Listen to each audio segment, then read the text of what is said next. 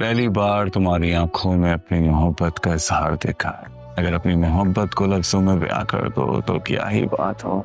वो मोहब्बत ही क्या जो बयान की जाए। मोहब्बत तो एक एहसास है जिसे सिर्फ महसूस किया जा सकता है। तो क्या तुम्हें महसूस होती है मेरी मोहब्बत? बोलो ना, चुप क्यों?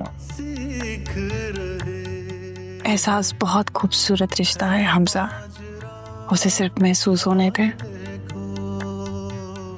लफ्जों के सहारे लेने पे मजबूर ना करें।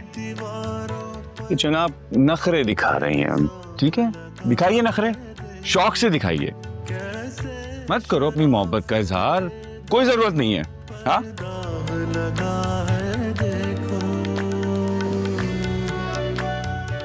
बस एक बार शादी हो जाने दो, फिर देखना उसके बाद सारे हक इस्तेमाल करूंगा, और शौहर होने के बाद ना सबसे पहला तुम्हें हुक्म दूंगा कि अपनी मोहब्बत का इजहार करो। भाई सोए नहीं आप अभी तक? तुम अभी तक जाग रही हो? वो बस सोने ही जा रही थी तो आपको देखा। एक बात पूछूं आपसे? पूछो। हया आप ही जानती हैं आपके इस फैसले के बारे में?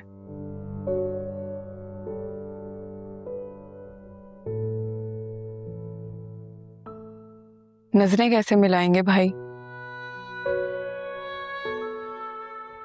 बिना सोचे समझे फैसला किया है मैंने। क्या होगा, कैसे होगा, कुछ पता नहीं।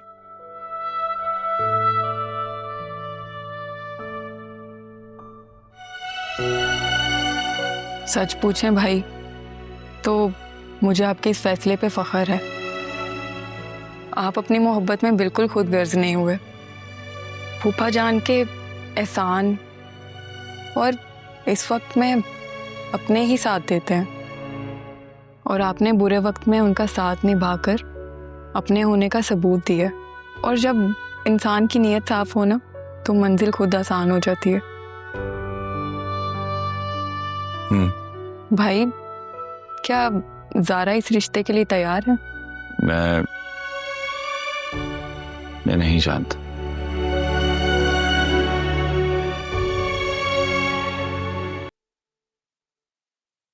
हया ने मेरा पूछा,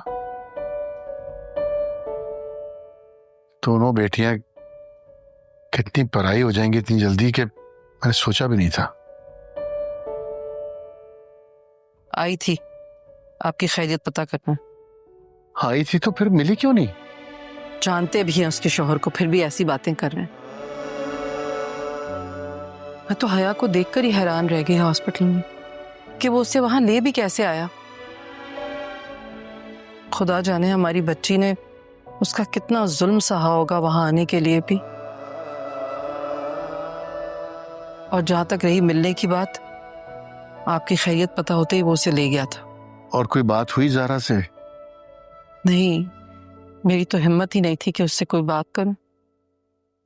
पहले ही इतनी तकलीफ में उसकी जिंदगी गुजर रही है, मैं उसे मजीद तकलीफ नहीं देना चाहती। हाँ, बात तकलीफ दे जरूर है, लेकिन उसे बताना पड़ेगा, उसे यकीन दिलाना पड़ेगा कि ये तकलीफ आर्जी है। देखो, मामला अभी गरम गरम है और जो भी फैसला होगा ना इस वक्त वो उसके हक में बेहतर होगा। आसिया, तुम उसे मनाओ प्लीज। मुझसे नहीं हो रही ज़या, आप खुद बात कर लें। अब अगर मेरी बात में वजन होता तो मैं तुम्हें कभी भी ना कहता। आसिया, ये हमारी बेटी की जिंदगी का सवाल है। ज़ारा कभी नहीं मानेगी ज़या। आसिया, तुम्हें उसे मनाना पड़ेगा। देखो, हमारी बेटी के लिए इससे बेहतरीन ऑप्शन नहीं है कोई भी।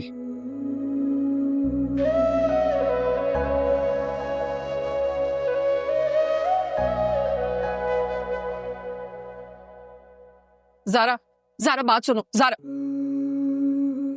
कैसे कर सकते हैं आप लोग इतना बड़ा फैसला? हाँ, फिक्र है तुम्हारी हमें किस बात की फिक्र अम्मी, किस बात की फिक्र? मैं तलाक याफ्ता हो गई हूँ इस बात की फिक्र, या फिर सारी जिंदगी इसी दहलीज पर बैठी रह जाऊंगी इस बात की फिक्र? बताएं मुझे। ज़ारा बेटा, बात समझने की कोशिश करो तुम। क्या समझूं मैं? आप लोग ऐसा सोच भी कैसे सकते हैं? मैं कोई मजाक हूँ आप लोगों के लिए? बेटा हम तुम्हारा अच्छा ही सोच रहे हैं। और फिर हमजा, आप जानती भी आप क्या कह रही हैं? तलाक कोई मामूली बात नहीं है बेटा। ये वो धब्बा है जिसका दाग सारी जिंदगी नहीं जाता, और हमजा इस दाग को मिटाना चाहता है। क्या कहा आपने? फिर से कहें। हाँ, यही सच है। और हमजा को कोई एतराज भी नहीं है। कितने एहसान गिनवा दिए आप लोगों ने अपने हमजा भाई को इस फैसले पर मजबूर करने के लिए। नहीं बेटा, कोई एहसान नहीं गिनवाया, इसमें उसकी मर्जी शामिल है। आप साफ साफ क्यों नहीं कह देते कि इसमें आपकी मर्जी शामिल है?